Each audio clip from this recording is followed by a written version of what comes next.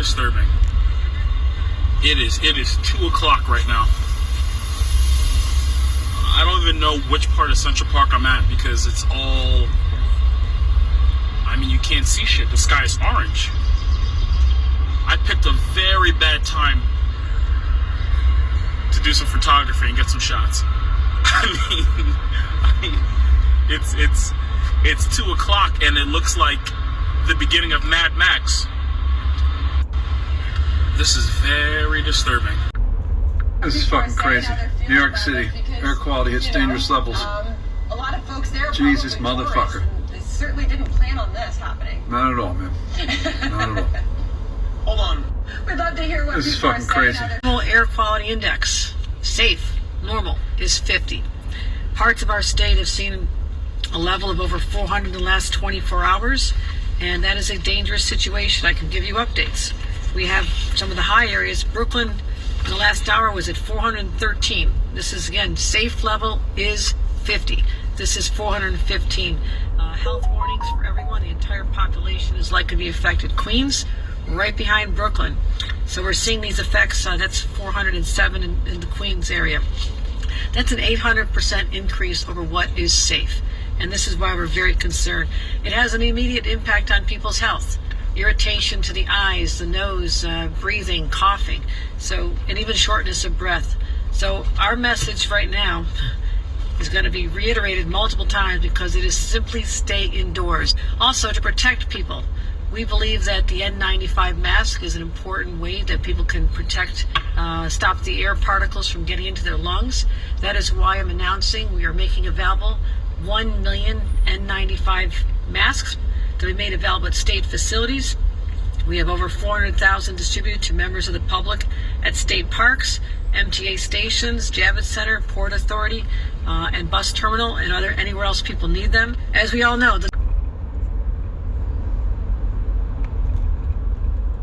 I love you, young Chuck. I love you too, old Chuck. Hey there, I'm meteorologist Erin Thomas from the WMC Weather Center, and this is The Breakdown. Now, we've all heard of acid rain, but what actually is it? How does it form? And what are the harmful effects that it brings to our environment? So, acid rain, it doesn't have to be rain at all. In fact, that term is used to describe any form of precipitation that does include acidic qualities to it. So this can be wet precipitation like rain, sleet, snow, or fog. And then there's also dry precipitation, which includes gases and dust particles. So here's a look at our pH scale, ranging from 0 being the most acidic to 14 being the most basic. And right in between, you've got pH 7, and that is considered neutral. So the lower that pH number, the more acidic it is, and that also means the more damage it can do. So what actually causes this acid rain? It's caused by a chemical reaction when there's sulfur and nitrogen oxides that are released into the air. Now, there's human activities that, of course, can produce that, but there's also natural sources as well, like a volcano, for example. So either way, these substances, they're released high into the atmosphere, and then they mix with water, oxygen, and other chemicals, and this forms acidic pollutants, otherwise known as acid rain. And when they fall back to Earth, that's where we see some damage to our environment. But there's also some health concerns as well, especially if you struggle from respiratory illnesses. You're breathing in these acidic air particles that can cause you some issues. It is extremely harmful to lakes and forests. I mean, it could kill our fish and other aquatic life in our waterways. And then it also strips trees of nutrients. Take a look at this image from the U.S. Geological Survey where these trees have lost all their foliage and they're just barren as a result of the harmful effects of acid rain. So what's being done to help prevent this, or at least regulate it? There are regulations and new technologies that have been developed to help reduce acid rain. We've got the Environmental Protection Agency that has an acid rain program, and what this does is actually limits the amount of sulfur dioxides that plants are legally allowed to put into the air. The clean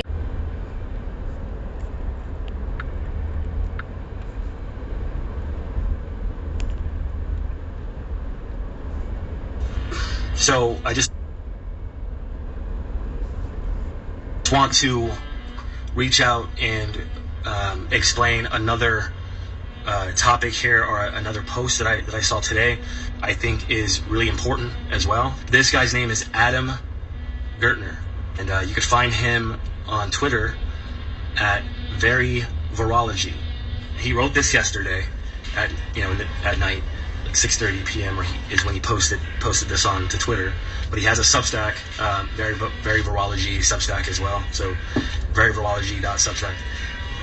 But this is what he says, and it's very important. He goes, the entire eastern seaboard of the U.S. may soon be pervasively contaminated by carcinogenic vinyl chloride and other toxic chemical waste. He goes, I've spent days collecting limited data and agonizing over whether to publish this. This is my warning. I pray that I'm wrong. So he goes on the further right.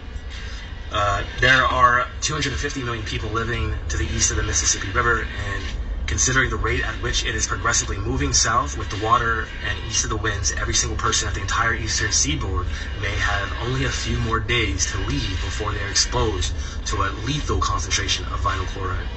Everybody in the areas which have received acid rain have already been exposed and will likely develop extensive cancers within the coming few months.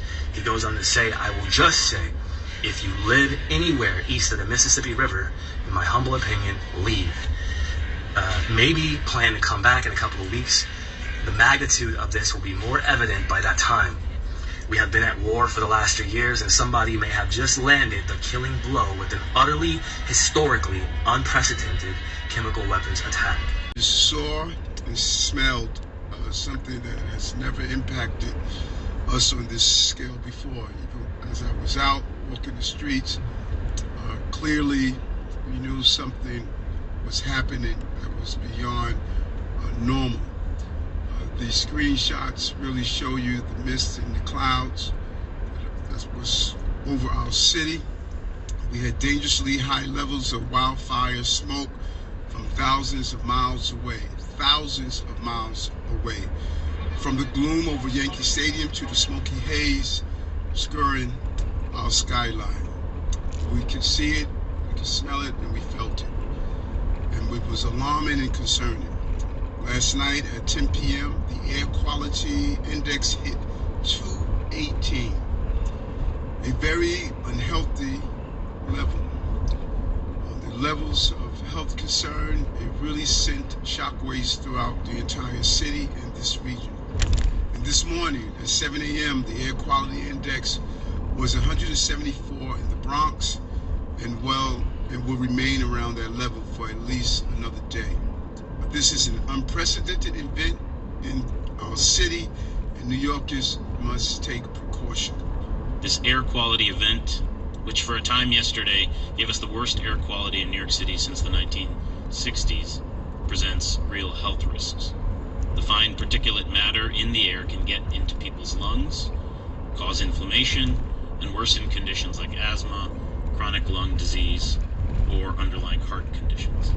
I didn't think I was going to talk about, but over the next couple days here in North Carolina, we could have some haze and smoke from the wildfires in Canada. Visible satellite does a great job of showing, you see kind of this grayish that you're not quite sure if it's clouds or what it is up in Ohio and Pennsylvania. That's some of the smoke from the wildfires. And our wildfire smoke forecast actually shows, as we pick it up tonight and then go throughout the day tomorrow, some of that could get blown over our area. Not only Tuesday, but also Wednesday, we could have some haze. Now, you're not going to go outside and see smoke like it's right next door, but a tinge of haze, a gray sky, maybe a hint of a smell of smoke is something that we could see. And on Wednesday, we could have some haze. Now, you're not going to go outside and see smoke like it's right next door, but a tinge of haze, a gray sky, maybe a hint of a smell of smoke is something that we could have some haze. Now, you're not going to go outside and see smoke like it's right next door, but a tinge of haze, a gray sky, maybe a hint of a smell of smoke is something that we could see. And on all these videos of the New York sky, it looks orange outside, no one can breathe, people making jokes like, oh, there's a filter on New York, it looks like Mexico. I haven't seen one video of these Canadian wildfires, not one. I looked on Google, online, Canadian news sites. All you see is, oh, it looks like this in New York, New Jersey. It's so crazy, no one can breathe. It's dystopian, it's the apocalypse. Where are the wildfires, bro? Oh, there's only bears up there in Canada, eh? No one's taking videos, eh? No one's up there saying, yeah, I'm sure they have helicopters and firefighter crews dumping water. I'm sure they would have videos of the wild. It's very suspicious. Plus, it doesn't smell like campfire, wood fire. It smells like some type of chemical fire. So, as usual, something suspicious is going on. Go figure.